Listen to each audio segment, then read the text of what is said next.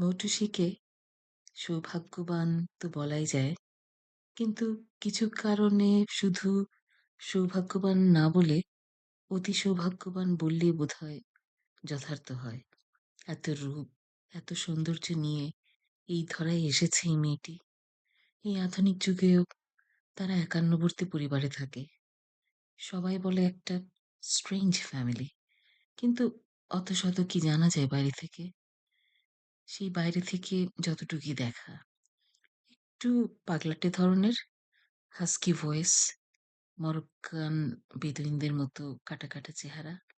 দাঁড়ানোর ভঙ্গি ঠিক ব্যাটামার্কা না, কিন্তু মেইলিও না। ঠ্যাং দুদিকে ফাঁক করে দাঁড়ায়।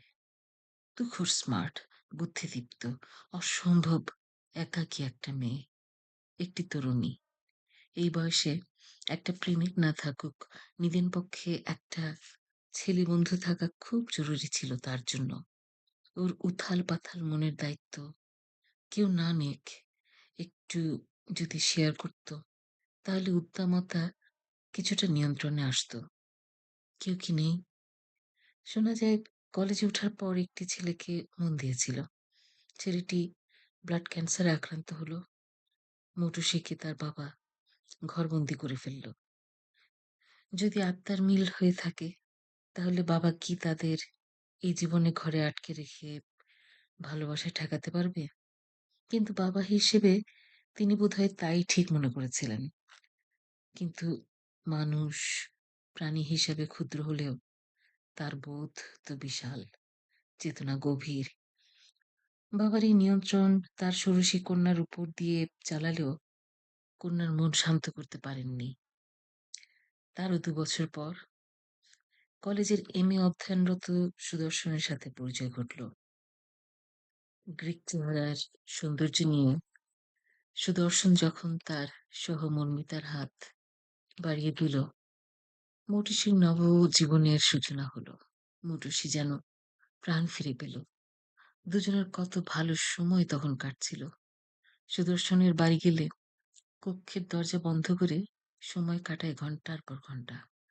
সুদর্শন তাকে যথেষ্ট ভালোবাসে। কিন্তু এ কি ভাগ্য, যা বারবার ঘুরে ঘুরে আসে মৌটুসীর জীবনে? মৌটুসীর রূপের ছটা নাকি ব্যক্তিত্বের ধার সে জানে না।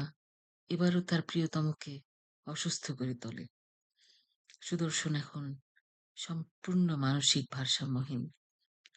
মৌটুসী তার কাছে কোথায় আশ্রয় পাবে? মৌটুসী কার কাছে পাবে তাহলে আশ্রয়? ক্লাসের ভোলাভালা ওই গবেটটার কাছে? ক্লাসের ভোলাভালা গবেটটাকে খুব কাছের বন্ধু হিসেবে সে পেয়েছে তার ওই দুঃসময়ে। একবার ধরে তার গালে একটা আলতো ছোঁয়াও দিয়েছিল।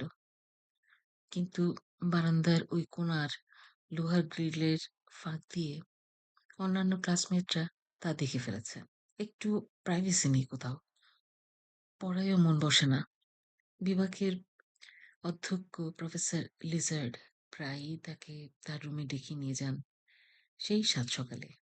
ফনা তুলে হিস হিস করে তার রূপ আর কাটা কাটা ফিগারের বাঁক দেখে তার সৌন্দর্যের রস আস্বাদন করেন। বাড়ি লিজার্ডের সম্পূর্ণ ফাঁকা, কেউ থাকে না।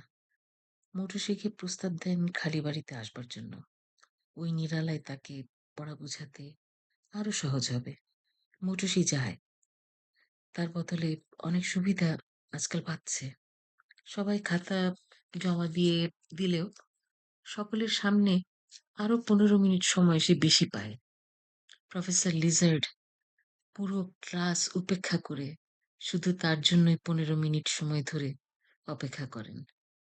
কে কমপ্লেন জানাবে? এত সাহস কার? আর কমপ্লেন জানালেই বা কি? মৌটুসীর রূপে যে তিনি মগ্ন। ইন্টারন্যাশনাল কনফারেন্সের সকল দায়িত্ব একবার এসে পড়েছে প্রফেসর লিজার্ডের উপরে। কলেজে এমন একটা আয়োজন খুব গর্বের বিষয়। সেখানে মৌটুসী থাকবে না? সকল ছাত্রছাত্রী সাথে করে গ্রুপ ছবি তুলে সেই সময়টাকে স্মরণীয় করে রাখতে চায় কলেজ কর্তৃপক্ষ। সবাই এক কপি করে প্রিন্ট ছবি পেয়েছে। সেই যুগের সেই ক্যামেরায় তোলা ছবি। ১৯৯৭ সাল তখন।